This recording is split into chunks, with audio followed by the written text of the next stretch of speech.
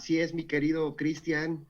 Hay bastantes preguntas. Dice Eduardo, es claro que los autores de la Biblia no eran conscientes de que sus escritos llegarían a formar una lista de libros canónicos. Sin embargo, yo creo que está citando a Hermann Ridderbos, llama la atención al hecho de que a veces estos autores demuestran tener una conciencia muy elevada de su autoridad como apóstoles. Entre paréntesis, representantes plenipotenciarios de Cristo, investidos de autoridad. ¿Qué opina de esto? Primera de Tesalonicenses 2:13.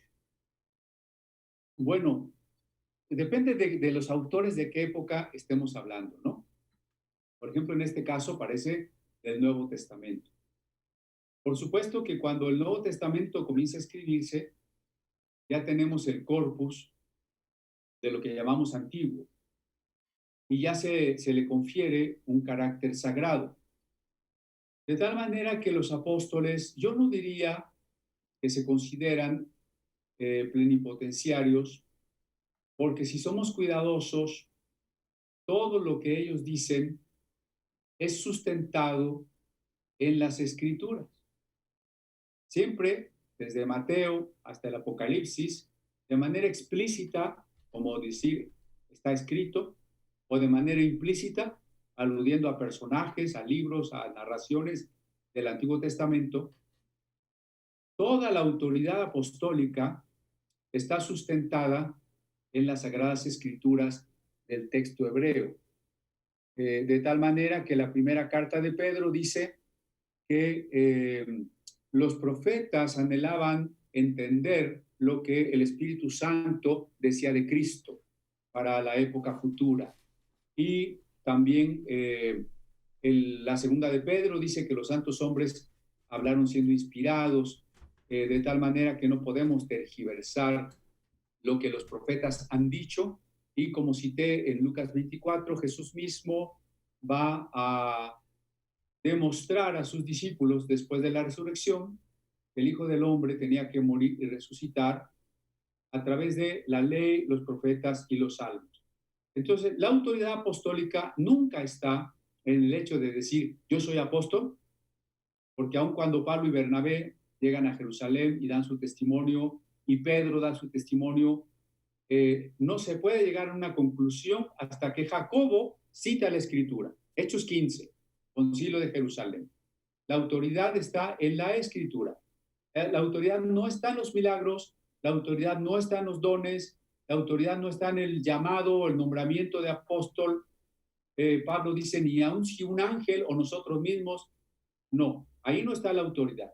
La autoridad está siempre en remitirse a lo que dijeron los profetas, lo que está escrito. Entonces, conforme la Biblia va surgiendo, conforme va cuajando la colección, los autores que vienen después, por supuesto, que se van a ir basando y reconociendo la autoridad de los textos que para ese entonces ya van existiendo.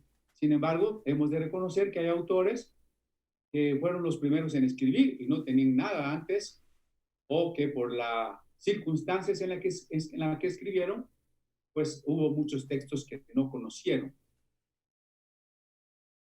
Gracias, mi hermano. Bueno, una pregunta de Laura.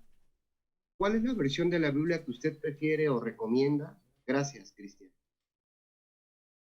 Miren, no podemos decir que una, porque primera, toda traducción es perfectible, siempre se puede mejorar. No hay una traducción que podamos llamar inspirada, ¿no? Fue un error que se cometió con la Vulgata en el siglo XVI. Fue un error que los propios judíos cometieron con la Septuaginta. Un error que la iglesia de Siria cree de los textos arameos, que los evangélicos norteamericanos creen de la King James y que muchos evangélicos de habla hispana creen de la Reina Valera, ¿no? No hay traducción inspirada. Toda traducción es perfectible. Tienen sus ventajas y sus desventajas. Obvio, habrá algunas fraudulentas, francamente, pues esas no estamos hablando, pero la mayoría de traducciones evangélicas y católicas son buenas. Así que lo mejor es tener varias para compararlas.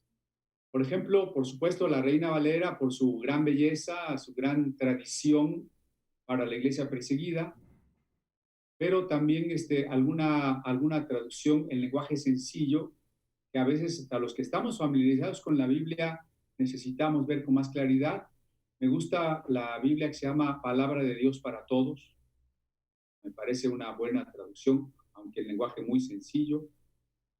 Alguna Biblia que ha caminado muy de la mano de la investigación bíblica, como la Biblia de Jerusalén, o incluso la Nácar Colunga, o Biblias de traducción dinámica que no se preocupan tanto por la traducción palabra a palabra, sino por la intención de vertir estructuras completas de una lengua a otra, de la manera que se llegue a entender lo mismo, aunque la sintaxis o la cantidad de palabras no sea exactamente la misma, sino la idea. En ese tenor está la Biblia Dios habla hoy o la Biblia del Peregrino en sus distintas ediciones. Es la Biblia de Alonso Schockel. Hay muchas, muchas, y entre más tengan mejor. Y sobre todo si van a predicar de un texto, sería imperdonable si no lo vemos en 3 o 4 Biblias diferentes, porque hay muchos textos o que no están, y sorpresa, oye, ese texto no está en esta Biblia, o se entiende otra cosa. Y entonces ya comienza ahí una nueva tarea. Antes de empezar a compartir algo que tal vez no es, pues nos toca esa tarea. Muy bien. La pregunta que hace Metzinger, ¿es el canon una lista de libros autoritativos o es una lista autoritativa de libros? Bueno, la lista no necesariamente es autoritativa. De hecho, ya vimos que la lista en su magnitud es variable. Más bien el carácter de autoridad recae sobre el contenido de los libros, no sobre el aspecto formal del canon. El aspecto formal es la lista, es el orden, es la numeración, incluso el nombre que se les ha dado, que a veces también es variable, sino el contenido. Lo autoritativo es lo esencial del mensaje. Cuando digo lo esencial, es porque aún dentro de ciertos pasajes bíblicos hay aspectos meramente culturales. O sea, si un pasaje me habla de la muralla de la ciudad, o del camello, o de la palmera, bueno, yo no vivo en ciudades amuralladas, no viajo en camello, no me voy el domingo a la iglesia en camello, ni me llevo mis rollos bajo el brazo. Lo cultural, digamos, es entendible, hay que ponernos en el tiempo, pero lo esencial, que es el mensaje eterno, ese es el que es realmente autoritativo, es decir, tiene la autoridad de ser la palabra de Dios.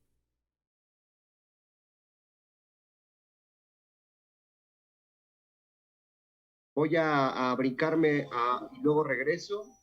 Hablando de una diversa autoría en el Pentateuco, ¿qué opinas sobre lo que escribe Gleason Archer y Humberto Casuto en oposición a la hipótesis de Waldhausen, que hoy día se sigue postulando dentro de los estudios o estudiosos bíblicos o estudios bíblicos? Miren, sí, Archer como evangélico cristiano y Canuto, me parece que es italiano judío, se oponen a las hipótesis documental, no solo de Wellhausen, que es una de las formas de la hipótesis, pero las anteriores y las posteriores, que son muy diversas, y aunque ese es otro tema, eso es historia del texto, digamos, a veces parece más un esfuerzo desesperado por seguir afirmando la autoría de Moisés cuando es ya prácticamente insostenible. Y aunque todavía no sepamos si fueron varios documentos o varias corrientes, si fueron 3, si fueron 4, yo creo que los distintos estilos literarios, los distintos léxicos que se usan en las distintas secciones, las repeticiones, las suturas entre, que se perciben en la unión en la redacción final de esos textos, los anacronismos que se requieren a cosas que fueron muy posteriores a Moisés, etcétera, las condiciones mismas del pueblo, de la cultura, de las posibilidades sociales de los tiempos de Moisés, y la falta de testimonio dentro de los relatos del Pentateuco de que llevasen un Pentateuco completo, son muchos aspectos o facetas que realmente ya dejarían eh, detrás la idea de tener que defender una autoría mosaica. Siempre comprendiendo esto, no se cuestiona la autoridad del Pentateuco, no se cuestiona su inspiración como palabra divina. Creo que aquí lo importante en este tema que es tanto de canon como de historia del texto, refrendar que hay un autor primario de la Biblia, que es el Espíritu Santo, y están los autores secundarios, que son los seres humanos, y que aunque a veces tenemos una noción más clara y segura de quién fue el autor humano, en muchos casos no la tenemos, y no por ello cuestionamos el carácter. Yo puse el ejemplo de la carta a los hebreos. No saber quién es el autor no nos hace pensar que entonces es menos inspirada que Romanos, porque mucho tiempo se creyó que era de Pablo. Después del siglo III se comenzó a pensar que era de Pablo. Y quizá alguno todavía aprendimos en la dominical que Pablo tenía 14 epístolas, pero lo curioso es que ni siquiera está dentro del corpus paulino, porque las 13 cartas de Pablo están formadas de la más grandota a la más chiquita. De Romanos a Filemón es un orden que estriba en la extensión de la más grandota a la más chiquita, y Hebreos está fuera. Si Hebreos hubiera sido de Pablo, para empezar, estaría en el lugar del tamaño que le corresponde, quizá después de Primera a los Corintios. Por otro lado, la Iglesia Católica durante el siglo XIX decretó que quien dudara de la inspiración paulina, de la autoría paulina de Hebreos, estaba excomulgado. Es decir, se le quiso dar la fuerza de dogma en contra de las pruebas históricas y lingüísticas. Eso estamos haciendo a veces con el tema de Moisés, ¿no? Las críticas que he leído a la teoría documental o de las tradiciones es que quienes postulan eso son liberales, que no creen en los milagros, que no creen en la moral. No es mi caso. Yo creo en Jesucristo, en el nuevo nacimiento, en el bautismo del Espíritu Santo, por Dios para poco, ¿no? En la resurrección literal, en el nacimiento virginal, en mi propia resurrección gracias a la de Cristo. No significa que el dejar de considerar lo que fue una tradición judía tardía, porque eso es en la realidad. ¿Quién dijo que el Pentateuco era de Moisés? La tradición judía tardía. No significa que no consideremos el Pentateuco inspirado. Sin embargo, y considerándolo inspirado, también hay que reconocer la progresión de la revelación. La luz que la revelación arroja, evidentemente, es mayor en el Nuevo Testamento que en el Antiguo. Porque Cristo, según la carta a los Hebreos, según la visión de la transfiguración, Cristo es el clímax de la revelación. Por tanto, todo lo demás viene de abajo hacia arriba, venía apuntando hacia Él. Cuando dijimos que los saduceos no creían en la resurrección y solo aceptaban el Pentateuco, nos proveen de un buen ejemplo de una doctrina tan clara, tan central en el Nuevo Testamento como la resurrección del cuerpo, que en el Pentateuco no se conoce. Muchas gracias, mi hermano. Bien, dice, hasta donde he sabido, ya casi no hay estudiosos que afirmen que hubo un concilio en Jamnia. Emmanuel Top nos aclara que se trata más bien de una escuela y no una especie de cuerpo que tomara decisiones sobre el resto de los judíos. ¿Qué opina de esto? Sí, dijimos que no era un concilio, sino un residuo del Sanedrín y una escuela. Sin embargo, las discusiones rabínicas sí tuvieron peso porque el judaísmo farisaico se sustenta en las tradiciones rabínicas. De ahí que tengamos registros de esa discusión tan importante, tanto en la Mishnah como en el tratado Baba Batra del Talmud. Entonces, eso nos da, que no fue un concilio, no fue una reunión en la que solo vinieron para eso 6 meses y decidieron y se fueron.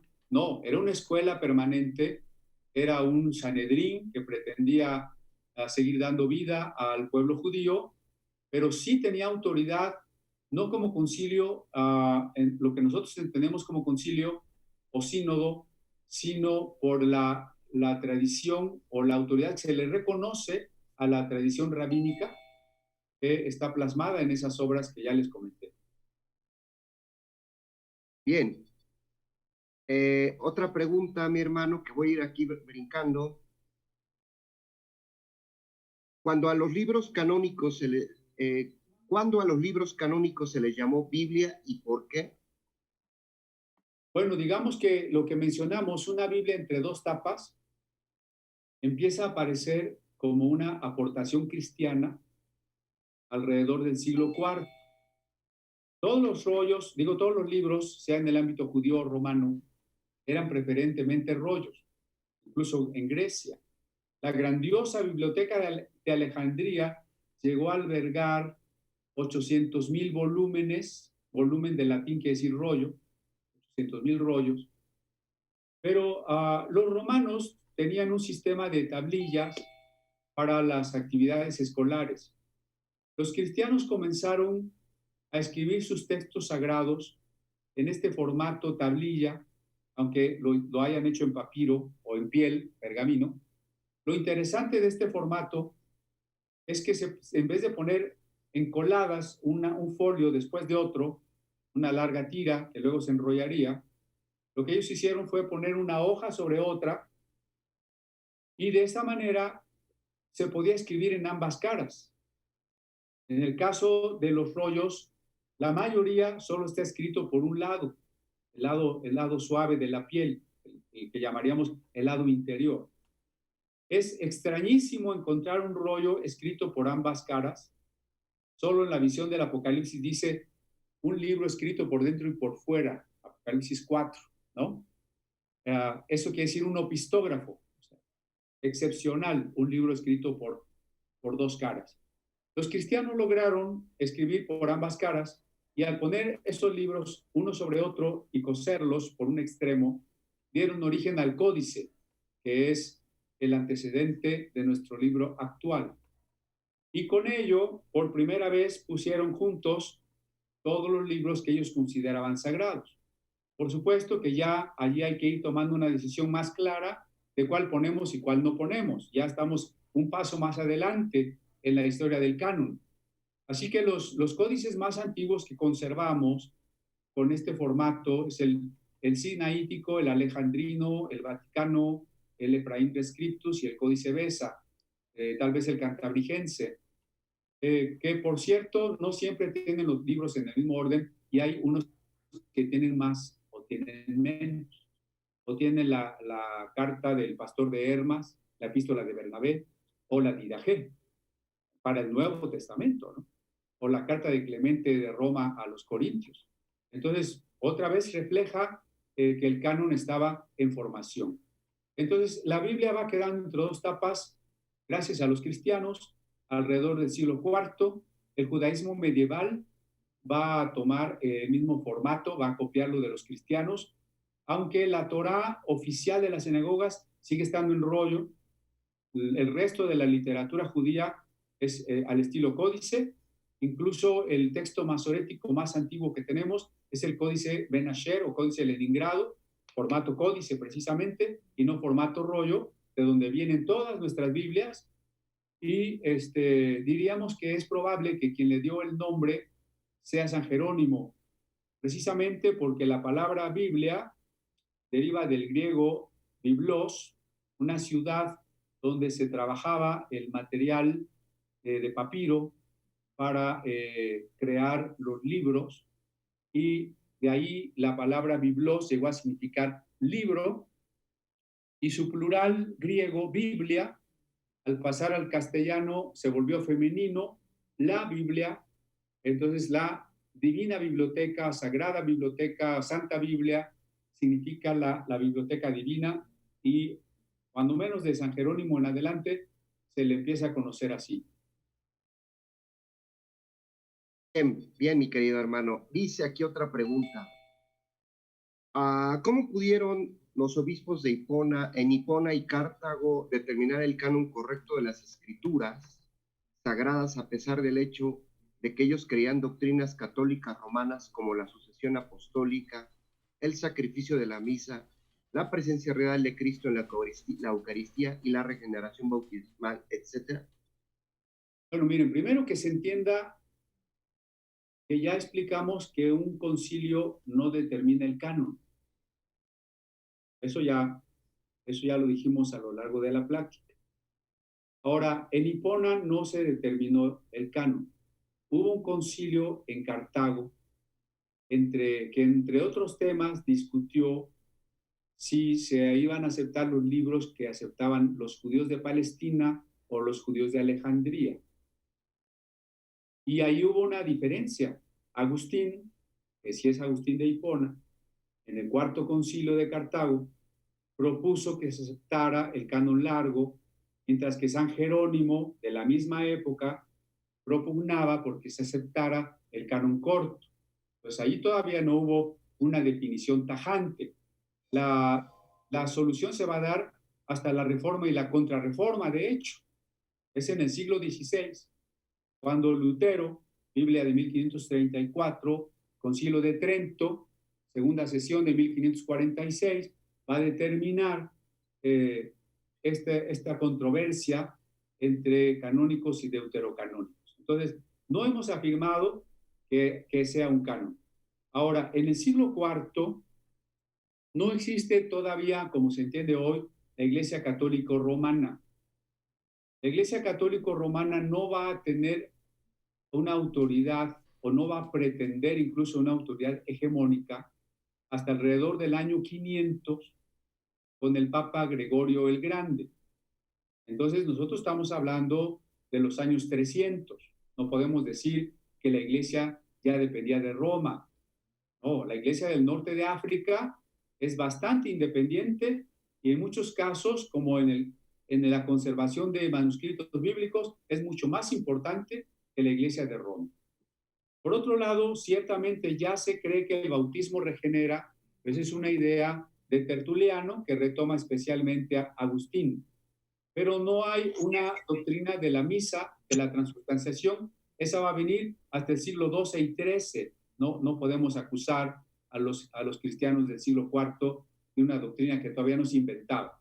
Entonces yo creo que aquí lo que tendríamos que hacer es trazar una línea cronológica del tiempo y ver más o menos cuándo se inventa una doctrina, cuándo surge una institución, y en ese orden, pues también este asunto.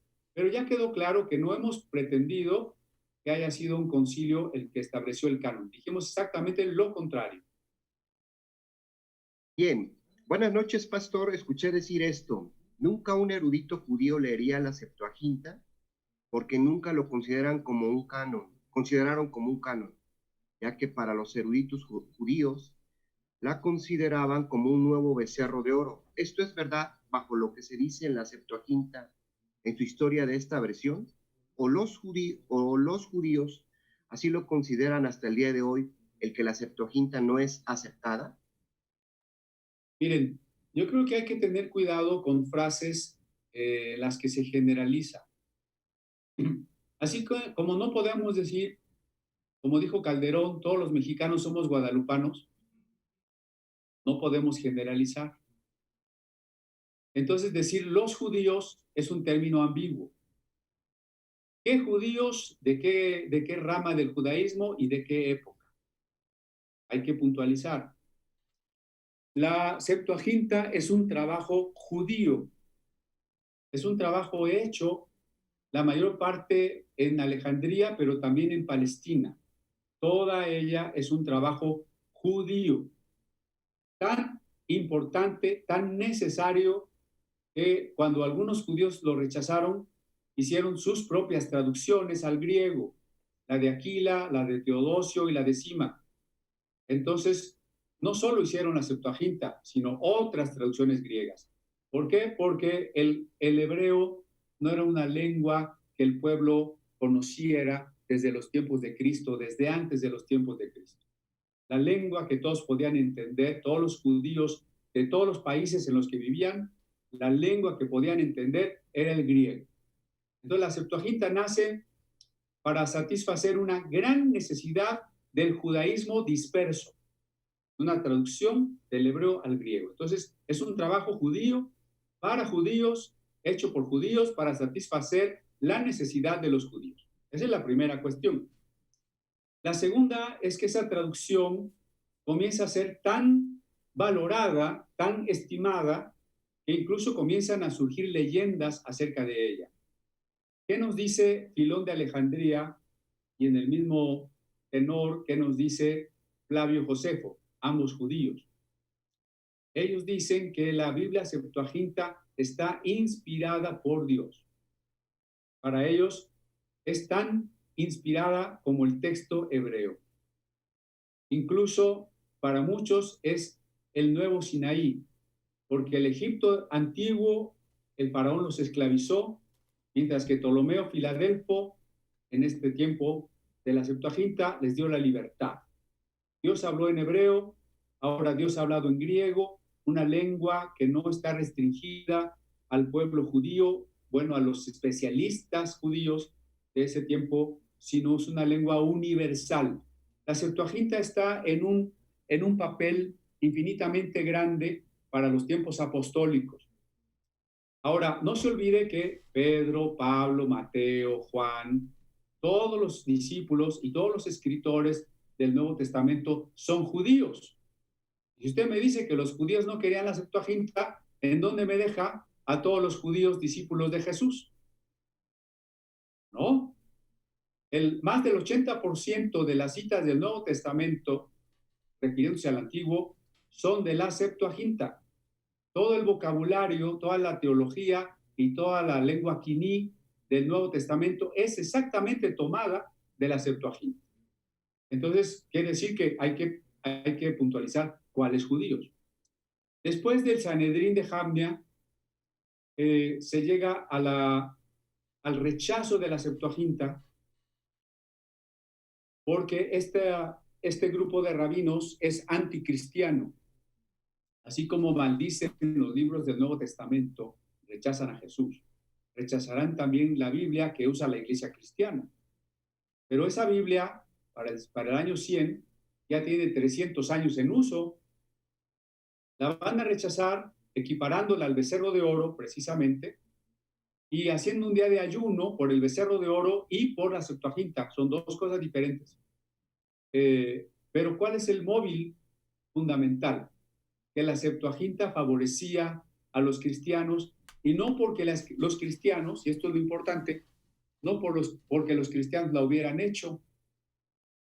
El caso muy conocido de Isaías, donde dice la Virgen concebirá un hijo. La palabra hebrea puede entenderse como mujer joven, que puede ser virgen o no virgen. Mientras que el griego traduce partenos, que solo puede ser virgen.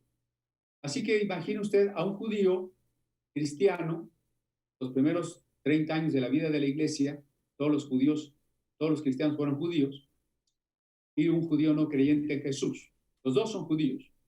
Uno dice, Jesús fue el Mesías porque nació de una virgen. Y el no creyente le diría, no, porque la palabra hebrea puede ser mujer joven sin necesariamente virgen.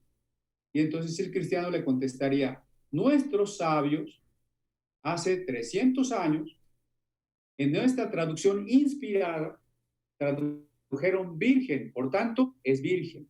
Y la Septuaginta había sido tan elevada que tenemos un libro judío, no canónico, pero a fin de cuentas judío, que refleja mucho de la realidad histórica, aunque también mucho de la leyenda, que se llama la Carta de Aristeas, en donde se dice que fueron 72 rabinos, 6 por cada tribu, quienes con grandes regalos y recibimiento de Filadelfo II Ptolomeo fueron hospedados en la isla de Faros y en 72 días tradujeron la Torá. Más adelante la leyenda se fue incrementando, que esas 72 traducciones eran exactamente iguales, y luego se extendió no solo a la Torá, sino a toda la traducción griega. Entonces era una Biblia sumamente valorada por los apóstoles, por los judíos de Alejandría, por todos los judíos de la diáspora a los que Pablo les predicó y por los mismos judíos de Jerusalén. El problema viene para el siglo II, que como digo, los judíos hacen sus propias traducciones al griego para no favorecer a los cristianos y empiezan a rechazar la Septuaginta. Ahora, hay diferencias entre la Septuaginta y el texto masorético. Ese es todo un tema que luego podemos compartir, o les puedo enviar a través de nuestro hermano Beto la conferencia que dimos hace un mes o algo así sobre Septuaginta, para que la vean con calma. La Septuaginta, en muchas de sus diferencias, se pensaba que había sido una mala traducción, porque el texto masorético decía otra cosa. Hoy que se han descubierto los rollos del Mar Muerto y que vemos que la Septuaginta coincide más con los rollos del Mar Muerto, sabemos que refleja un texto hebreo anterior al masorético. El masorético finalmente es vocalizado por los judíos medievales que, como ya dije, tienen 10 años de controversia con los cristianos. Pero no es tan fácil, ni siquiera en el ámbito judío, dejar a un lado la Septuaginta, porque no deja de ser, históricamente hablando, un trabajo judío reverenciado por los propios judíos. Bien, hermano, no acaban las preguntas. Buenas noches. ¿Considera que los rollos del Mar Muerto, específicamente el pergamino de Isaías con todas sus profecías, da más valía a las escrituras? ¿Da más qué? ¿Más valía a las escrituras? Valía.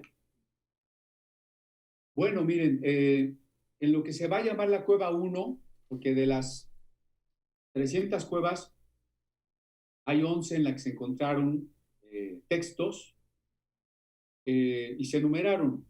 La cueva 1 albergaba 2 rollos prácticamente completos del libro de Isaías.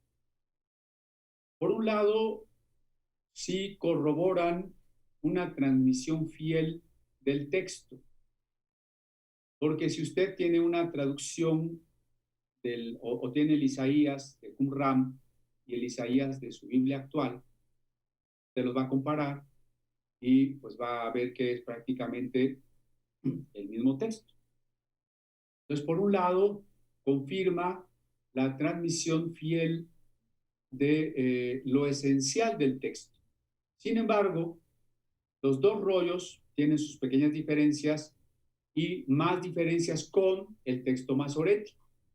Aquí tenemos que repasar rápidamente. El texto masorético es el tradicional con el que contamos, que es del principios del siglo XI, después de Cristo. Mientras que el rollo de Isaías, que sea del año 200 antes de Cristo. Entonces tenemos un Isaías 1200 años o 1200 años más antiguo. Lo interesante es pues que coinciden en lo esencial. Pero hay variantes, por supuesto, porque ya dijimos que cuando se copian a mano los libros, nunca vamos a tener un libro que sea igual a otro. Por eso, para quien quiere estudiar ya más seriamente las posibles variantes, pues ahí tiene un material muy interesante para trabajar. No solo por las variantes, sino por la posibilidad de vocalizaciones diferentes. Algunas diferencias entre la Septuaginta y el masorético se debe a cómo vocalizamos. Hay una palabra que es la palabra maldición, la palabra muerte o la palabra bendición, que pueden parecerse en sus raíces consonantales, depende cómo vamos a vocalizar. La palabra Ur puede ser una ciudad o entenderse como horno ardiente. Entonces hay quien traduce que Abraham salió de Ur de los caldeos y quien entiende que salió de un horno de fuego al que Nimrod lo había arrojado. Entonces, el encontrar estas variantes, ¿no?, nos enriquece. Sí corrobora lo esencial del texto, pero nos impide caer en la idolatría del texto. No decir, es que esta Biblia, así hasta la última comita, esta es la buena. ¿No? ¿Por qué? Porque nos enfrentamos a una serie de manuscritos en las que tenemos que resolver el proceso histórico normal de todo libro que se transmite. Por ahí también, digo, para quien le interese, ¿no?, tenemos una entrevista en Canal 11 sobre rollos del Mar Muerto. Si alguien quiere más del tema, pues ahí estamos. Gracias. A ver, aquí tengo una pregunta, mi querido Cristian, a mano. ¿Se ha dejado de considerar que no hay profetas? Sí, se ha considerado y se sigue creyendo, según el sector. El problema es que tendríamos que ser cuidadosos. ¿En qué sentido se hace cada cosa? Estar de acuerdo que con Esdras se acabó la profecía sería dejar fuera el Nuevo Testamento, que es parte de lo que Pedro llama la palabra profética que alumbra como una antorcha, ¿no? Y el Nuevo Testamento nos da testimonio de que el mayor de los profetas fue Juan el Bautista, que lo tenemos 400 años después de Esdras. Y luego, cuando Efesios 4 nos habla de que Dios levantó apóstoles, profetas, pastores, maestros, evangelistas. El libro de los Hechos nos habla de las hijas de Felipe, profetisas, de un profeta llamado Agabo. Tenemos a Juan escribiendo el Apocalipsis, etcétera, etcétera. O sea, Jesús habla de prevenirnos contra los falsos profetas, lo cual sería innecesario si no hay profetas. Simplemente no hay. Si hay que distinguir entre los auténticos y los falsos, pues es que hay. Entonces, ¿qué es lo que hay que entender ahí? ¿Qué es un profeta? Un profeta es el que habla de parte de Dios. No es el que vaticina el futuro, no es el que nos quiere manipular diciéndonos lo que debemos hacer o no hacer. Un profeta siempre es la persona que nos trae un mensaje de reconciliación con Dios, de abandonar la idolatría y la injusticia. El libro de los Hechos dice que Bernabé, Silas, Judas eran profetas y consolaron a la iglesia con abundancia de palabra. Siempre y cuando entendamos que todo pastor más inclinado a consolar y a exhortar que a dar doctrina puede ser un profeta. Si su predicación lo hace llena del Espíritu Santo, es un profeta. Y no porque le esté añadiendo a la Biblia revelaciones, no porque esté adivinando el futuro, sino porque lo esencial de los profetas bíblicos es traer un mensaje de parte de Dios. Por eso Hechos 13 dice de la iglesia de la que Pablo salió. Hechos 13:1 dice, había en la iglesia que estaba en Antioquía profetas y maestros. Y así, la homilética en realidad deberíamos dividirla de esa manera. Nuestros pastores o son maestros o son profetas. Si son más dados a enseñar o a consolar, animar a los hermanos. Bien, ¿qué opinas sobre la tradición? Hay una postura que en vez de decir sola escritura, es prima escritura, ya que en primer lugar toman las escrituras, pero no rechazan la tradición, como en este caso los pensamientos de los padres de la iglesia, o para ser más específicos, la Didache o la Didache. Claro, puede ser una postura más moderada, pero que en el fondo tendría que coincidir en que la suprema norma de la fe es la escritura. La palabra tradición solamente quiere decir transmisión. En sentido estricto, tradición es lo que una generación le transmite a otra. ¿Cómo recibió usted su Biblia? Pues alguien la transmitió, ¿no? Porque alguien la tradujo, la publicó, la vendió, se la regaló. Entonces, aún la misma Biblia nos llega gracias a la tradición. Si los apóstoles, en primer lugar, predicaron, no escribieron, durante varios años solo predicaron, entonces hay una tradición primera que vamos a llamar tradición apostólica. Esa tradición apostólica va quedando plasmada por escrito y da origen al Nuevo Testamento, que podríamos llamar también la doctrina de los apóstoles. Por supuesto que todas las generaciones de la iglesia desde entonces han seguido transmitiendo. Lo importante es que siempre la transmisión primera, es decir, la tradición apostólica, siga siendo la regla para aceptar o rechazar una tradición posterior. El error del catolicismo romano es aceptar tradiciones, obviamente posteriores, en detrimento de la tradición apostólica. Nosotros podemos guardar toda tradición edificante o que incluso aporte luz o desarrolle el contenido de la Biblia, pero no podemos aceptar nada en contravención de la tradición primera, que es la tradición apostólica. Entonces, en ese sentido, no estamos cerrados a solo la Biblia y nada más, no, porque estudiamos la filosofía y la historia de las doctrinas y los credos y los concilios y tomamos por lo que se puede.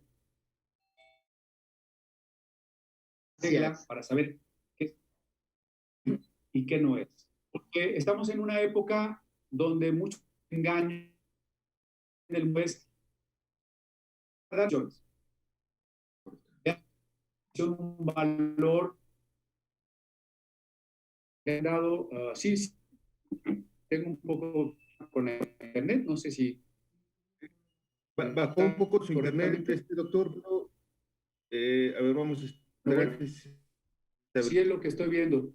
Decía que... Sí, lo escuchamos un poco entrecortado, entonces ahorita esperemos que se estabilice su internet. ¿Nos sigue escuchando?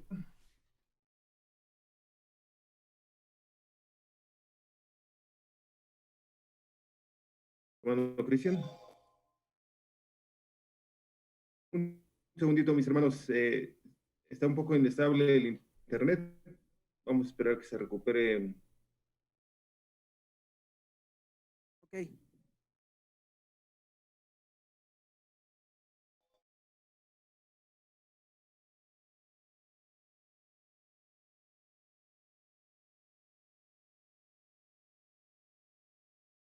Vamos a unos segundos, mis hermanos.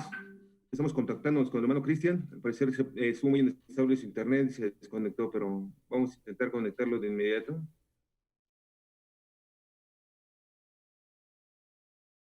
Ahí estamos ya. Listo. Listo, pastor. Listo, gracias. Ok. Bueno, decíamos que la palabra tradición se ha vuelto como si en sí misma fuera un valor y hasta el gobierno dice que guardemos las tradiciones. Donde se persigue a los evangélicos en zonas indígenas es gracias a las tradiciones. La palabra tradición no implica que algo sea bueno, malo, justo, inculto, injusto, saludable, destructivo. No, a la tradición todavía hay que valorarla, hay que calificarla. Hay tradiciones que van en deterioro de la salud, hay tradiciones que son injustas y contra los principios generales del derecho. Y habrá tradiciones que son adecuadas, que son lo que Pedro diría las buenas costumbres. Entonces, a la tradición siempre hay que añadirle dos cosas. Primero, una valoración desde la belleza, desde la justicia, desde la ética, y luego su comparación con el parámetro de la tradición apostólica. Pregunta aquí escrita, diferencia entre traducción y versión. Es exactamente lo mismo. Ok. Bien, dice aquí que por favor leamos la analogía que acabas que diste, mi querido Cristian, un momento. Con su analogía del arcoíris, ¿sugiere usted que hay un canon dentro del canon? ¿O que los protestantes no podemos afirmar una lista clara del canon? Digamos que desde la dogmática, desde la confesión a la que cada quien pertenece, pues su lista del canon es la más válida, si no, pues no la estaría proponiendo. Pero lo que no debemos caer es en un espíritu de intolerancia para pensar que las otras iglesias son falsas o que los otros cánones son un invento del diablo o que no hay que leer los libros que no están en el nuestro. Porque muchos evangélicos tienen esa actitud, ¿no?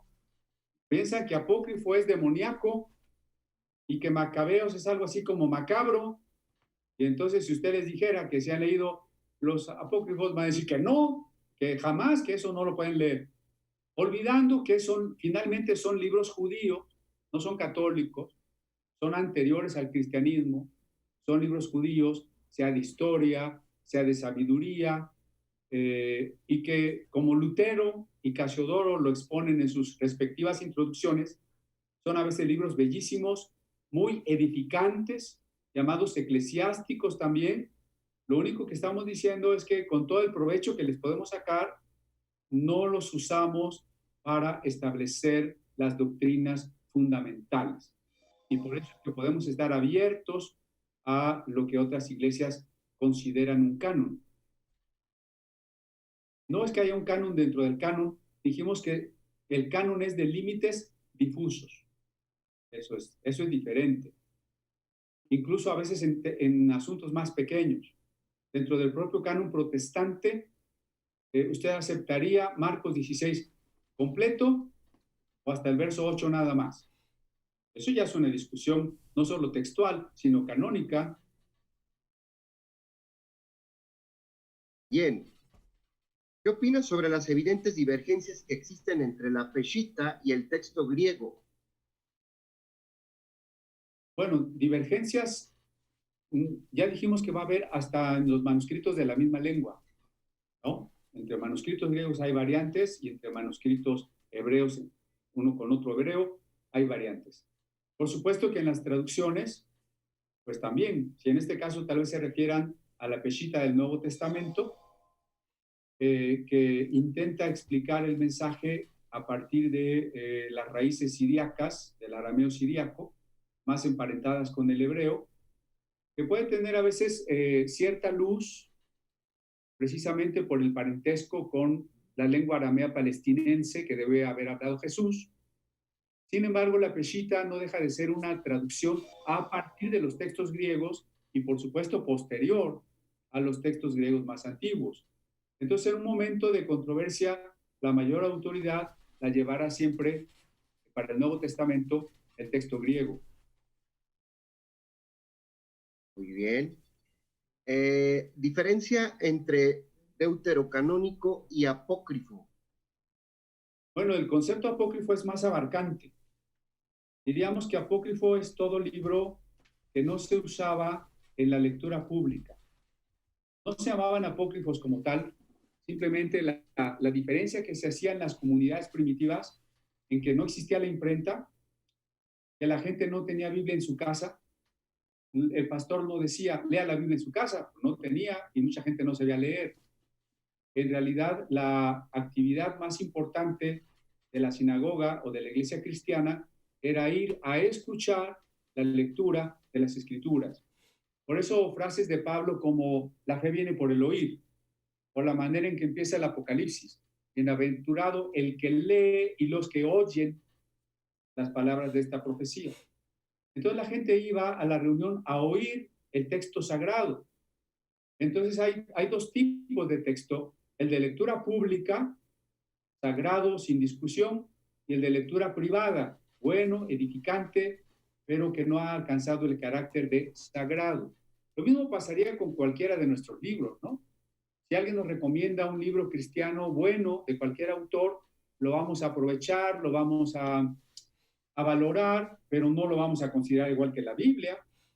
Entonces, los apócrifos no necesariamente son malos, pero abarcan una gama muy amplia, desde los que casi quedaron en el canon, como Macabeos o el Pastor de Hermas para el Nuevo Testamento, hasta los que son francamente espurios, como el Evangelio de Judas. O sea, el abanico es demasiado amplio para meterlos todos en el mismo cajón, habría que ir determinando si son del Antiguo, si del Nuevo, si son judíos, si son cristianos, si son compatibles con la Biblia, si son heréticos. Eso por un lado. Por otro, de la Septuaginta, acuérdense que la Vulgata la sustituyó desde el texto hebreo, no incluyó en principio los apócrifos, se fueron añadiendo después, pero no todos los que estaban en la Septuaginta. De hecho, de los 4 libros de Macabeos, solo se incluyeron 2.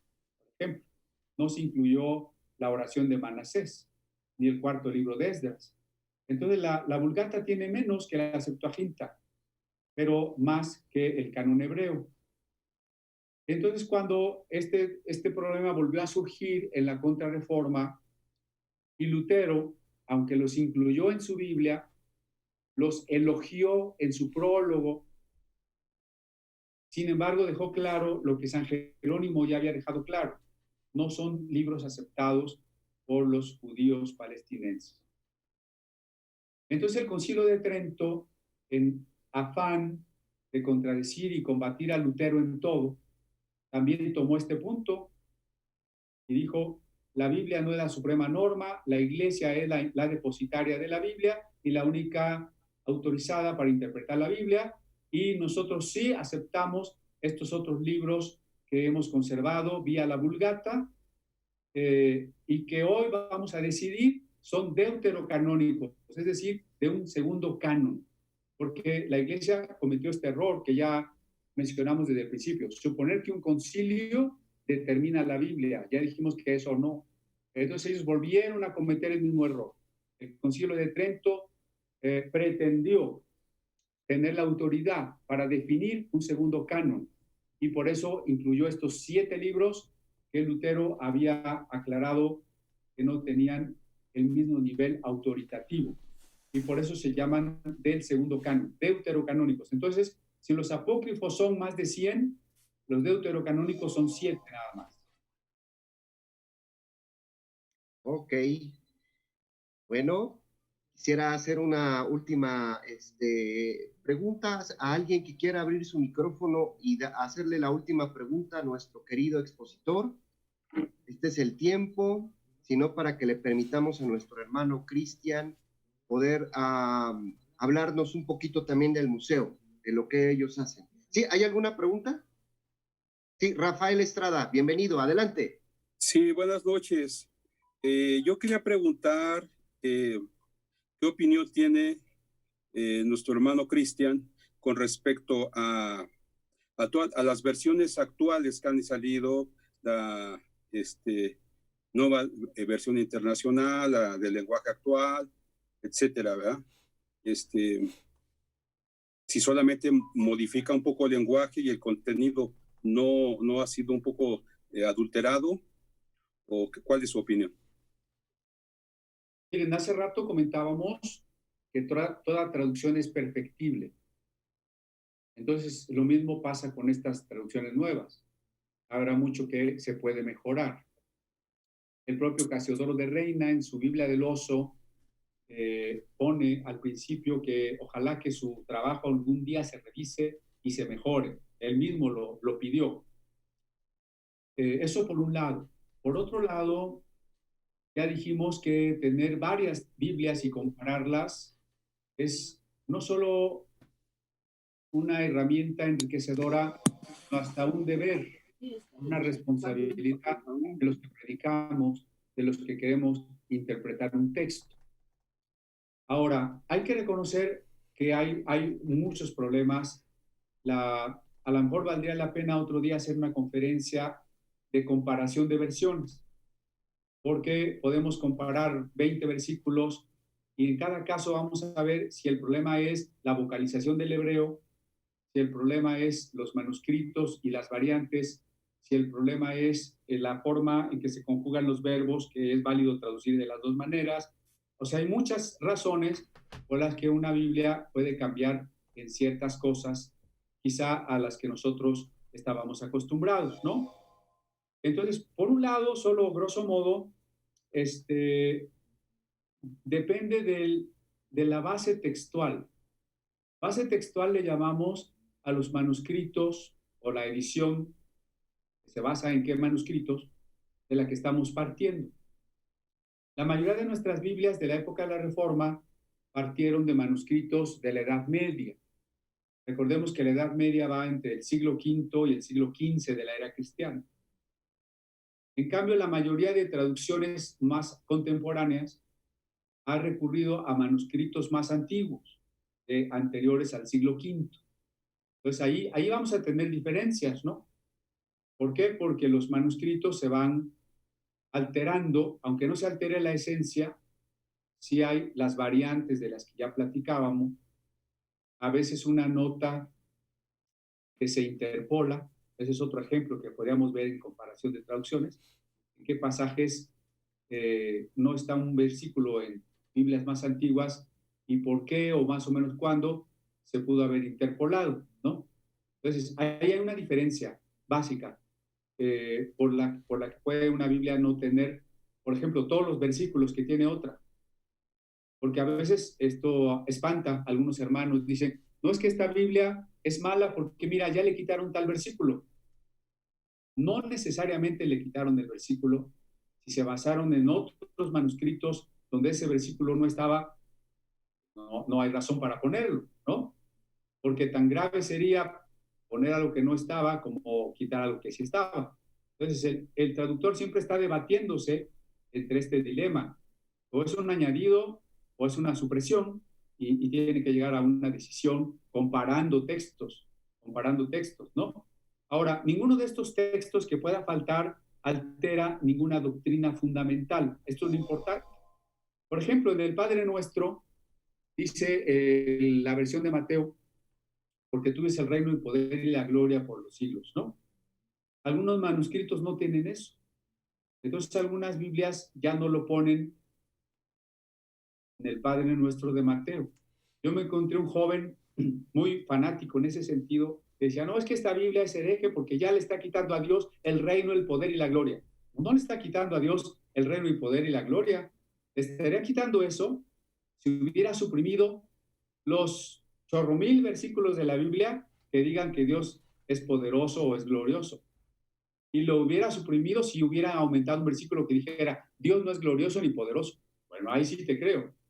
Lo único que esa Biblia está haciendo es quitar una doxología que seguramente fue tardía para que la oración no terminara con la palabra el mal, líbranos del mal, sino terminara como las oraciones judías tradicionales, en una doxología, en una alabanza. Entonces, cuando alguien encuentra una base textual donde la doxología no está y por eso no la pone, pues es válido, ¿no? Es válido. Ahora, otro tipo de diferencias puede estar en la interpretación. Hay que reconocer que toda traducción es también una interpretación. No se puede traducir sin entender de alguna manera. La interpretación es la manera en que yo entiendo la cosa. Puede ser correcta, puede ser fiel. Entonces hay algunas de las Biblias contemporáneas que reflejan cierta tendencia, cuando menos en algunos versículos, como la Biblia latinoamericana, refleja la tendencia de la teología de la liberación. Un poco la Biblia en lenguaje actual y la NBI a veces reflejan cierta tendencia feminista, ¿no? Y así, cada Biblia va a reflejar pues la confesión del traductor. Los invito al Congreso de Traducción. Ya para el día, a ver, déjenme decirles qué día comenzamos. De hecho, también yo creo que es una invitación que puede ayudarnos a compartir nuestro hermano Beto.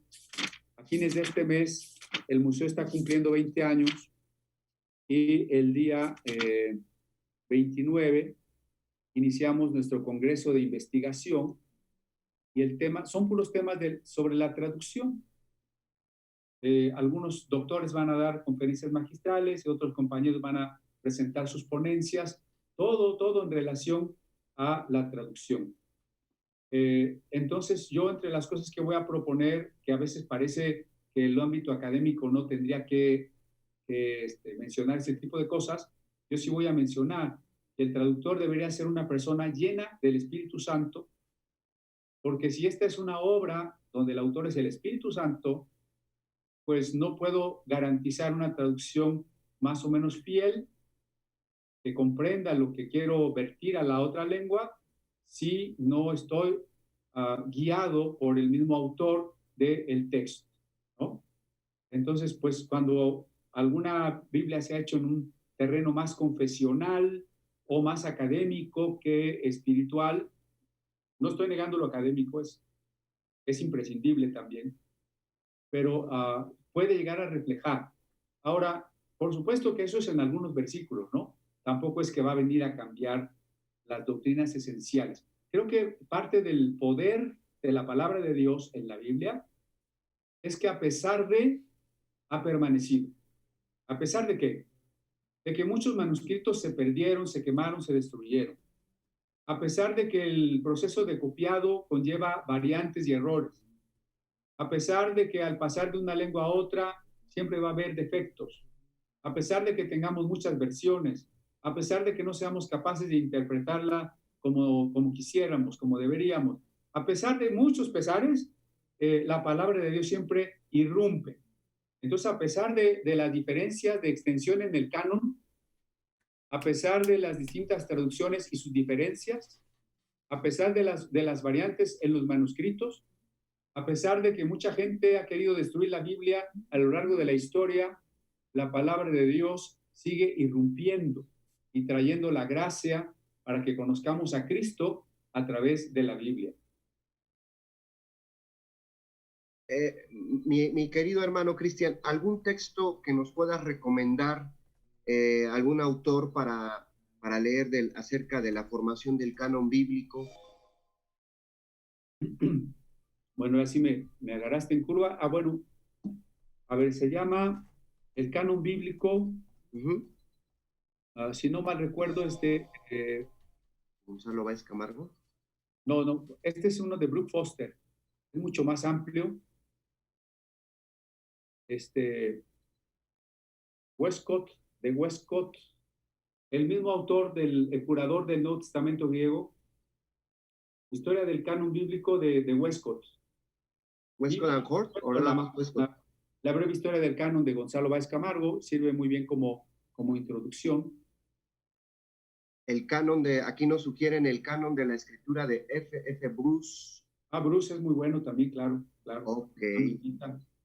Bien, muy bien. Queridos hermanos, oyentes, si alguien quisiera pedirle a nuestro hermano si quieres hablar acerca del museo y recomendarnos algunas cosas que pudiéramos apoyar, mi querido hermano.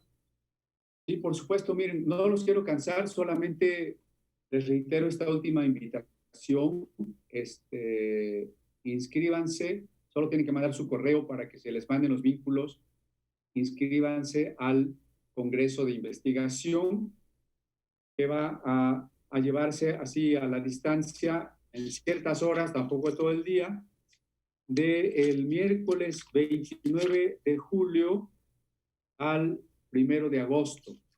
Son 4 días donde algunos biblistas de Argentina, de España, de Estados Unidos, de México, vamos a estar compartiendo los problemas de traducción, porque todo este relativismo epistemológico de la posmodernidad, todas estas ideas de la muerte del autor, de la nueva hermenéutica, están pegando fuerte a la traducción bíblica desde las teologías liberales, feministas y homosexuales.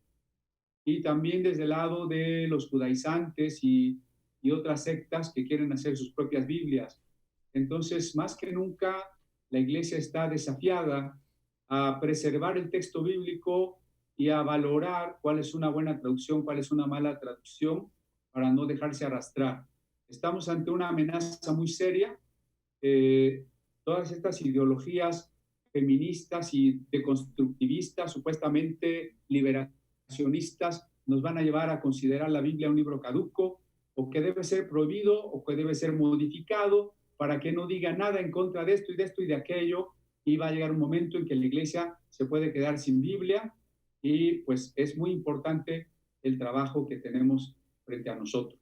Entonces, pues, Les vamos a mandar la invitación al Congreso.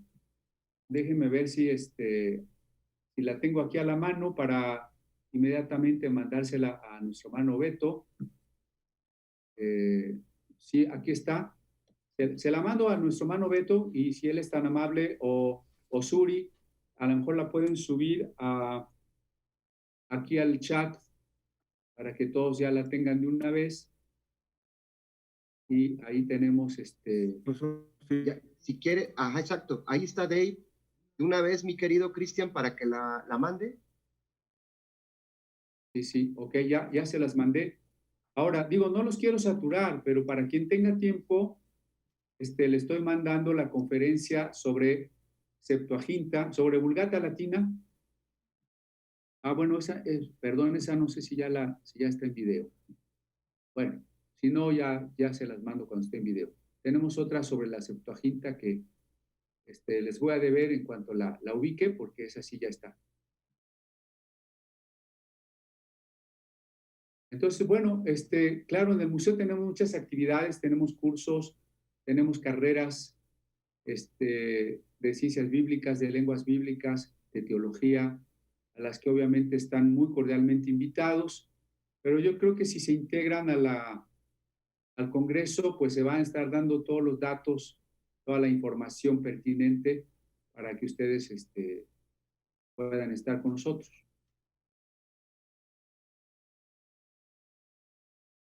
Muy bien.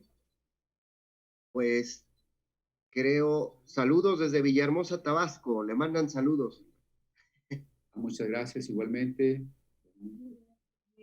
Y bueno, aquí mandaron un link del YouTube. No sé a qué se refiera, pero bueno, si lo quieren abrir, hermanos.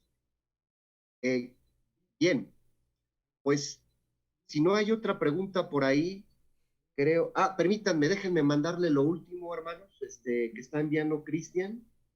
Lo reenvío, creo que lo va a subir nuestro hermano David Isuri.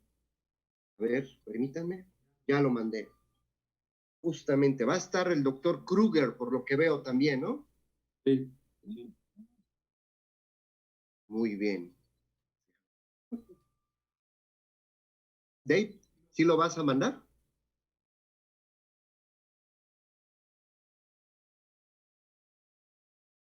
En eso estoy, pastor. Ok. Si nos regalan unos segundos, un tiempecito para mandar las invitaciones de nuestro querido hermano Cristian y los exponentes. Bueno, mientras yo quisiera aprovechar para hacerle difusión a Maná, Museo de las Escrituras. Quiero comentarles, hermanos, bueno, creo que algunos, no sé si algunos compañeros, hermanos, ahí estuve con nuestro hermano Cristian, estudié con él un tiempo, yo creo que habrán sido unos 3 años en el museo, estuvimos estudiando hebreo, griego, algunos materias que nos hicieron crecer bastante en Maná, Museo de las Escrituras. De verdad, en verdad se los recomiendo, pues pudimos tener un panorama un poco más amplio acerca de lo que es la formación del canon bíblico, de los textos. Quisiera hacer un comentario solamente, Cristian, si me lo permites.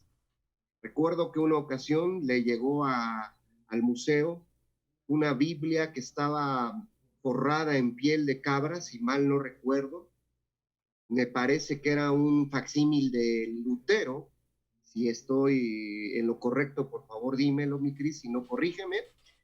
Y yo muy ignorantemente la iba a tocar con mis manos que no son santas y me dijo, Cristian, no lo toques. Y dije, ¿por qué? Porque tu mano tiene grasa y puede echar a perder las hojas. Entonces fue hermoso. Sí, Cristian, ¿quieres comentar algo? No, tiene razón Beto, que la preservación de los libros, tenemos en nuestra colección más de 3,000 Biblias diferentes, algunas con más de 500 años de antigüedad. La preservación es de lo más complicado, a veces también de lo más costoso. Hay que cuidar la iluminación, la temperatura, la humedad, la manera en que tocamos los libros, cuidado contra las plagas, desde hongos hasta ratones y ratas de 2 patas, ¿no? Entonces, pues, es una tarea un poco complicada porque así como esas Biblias han sobrevivido 500 años, queremos que la colección de cada día será mayor, dure también otros 500 años o más en aras de las siguientes generaciones, que puedan conservar la historia del texto. Y una de las herramientas para enfrentar el desafío del que les hablaba yo hace un momento, el mundo post-cristiano y anticristiano al que van a enfrentar nuestros hijos y nietos, requiere de esta memoria histórica, de este repositorio que conserve la palabra de Dios. ¿Tendrás algún facsímil de Calvino, Cristian? Bueno, él no tradujo directamente la Biblia. Uh-huh. Antes de que él fuera pastor o que llegara incluso a ocupar el lugar que tuvo en Ginebra, él tenía un primo mayor que él, llamado Robert Olivetan, y él fue el que tradujo la Biblia al francés, digamos el equivalente de la Biblia del oso, aunque obviamente anterior, poco anterior, la Biblia de Robert Olivetan, primo de Calvino, en la que posteriormente Calvino también participó revisando, ¿no? Obviamente hubo algunas personas muy cercanas a Calvino que trabajaron directamente con códices como Teodoro Beza, precisamente, ¿no? Pero tenemos aquí una Biblia de Robert Olivetan de 1555 más o menos, empastada posteriormente con todo el Salterio de Ginebra en notación del siglo XVI. No son pentagramas, son 6 líneas en vez de 5, y las notas son unos rombitos. Y los 150 salmos musicalizados, más los cantos de la iglesia ginebrina y las confesiones del sínodo de Dort y otras confesiones todas de la época. Es una joya de Biblia. Sí, es muy cercana a Calvino, tiene un sello de haber estado en la iglesia valona de Holanda, lo que significa que bien pudo pertenecer a grupos que salieron huyendo de Francia, grupos perseguidos, ¿no? Definitivamente es una de las Biblias cuya historia nos muestra que fueron sembradas con sangre. Bueno, perdón.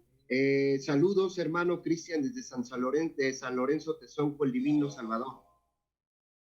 Muchas gracias.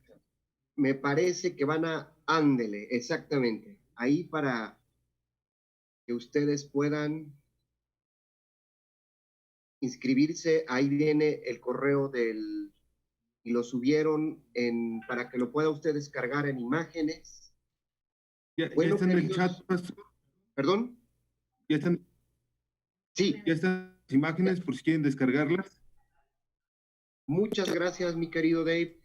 Ya es verdad, y aquí los vemos en imagen WhatsApp, por si lo quieren descargar. Mi querido Cristian, ¿quieres darnos alguna otra invitación?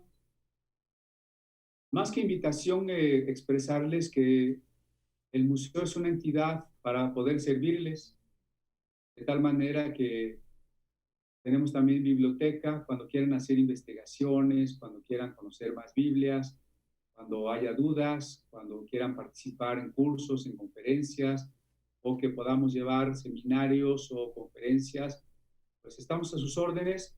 No solo un servidor que, bueno, a veces podría estar saturado, pero todos nuestros maestros podríamos avalar, bastante preparados, con experiencia, para que entre todos nos podamos distribuir y apoyar a las iglesias en todo lo que sea necesario. Querido mi hermano Cristian, queremos agradecerte a ti por tu valiosa cooperación en esta conferencia.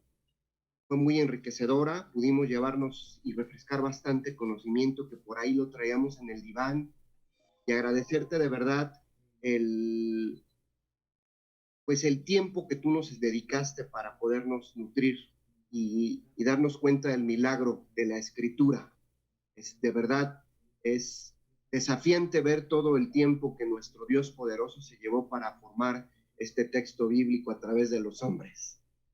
Y queremos agradecerle a todos nuestros invitados. De verdad estamos muy agradecidos porque usted pudo haber disfrutado de esta charla bastante rica. Nos despedimos. Cristian, ¿quieres comentarnos algo más? Agradecer su paciencia, recordarles que no tienen que estar de acuerdo con todo lo que dije, lo único que me gustaría es dejar la inquietud, la semillita, para reflexionar, para investigar. No es una clase de catecismo de esto tienen que creer, sin embargo sí es una invitación a la reflexión. Pues nuevamente te reiteramos nuestro agradecimiento, Cristian, y a todos nuestros personas que estuvieron acompañándonos el día de hoy. Pues muchas gracias. Les vamos a seguir molestando, Cristian, por ahí. Muchas gracias y que Dios les bendiga a todos. Seguimos luchando. Bendiciones. Gracias. Gracias. Bendiciones también.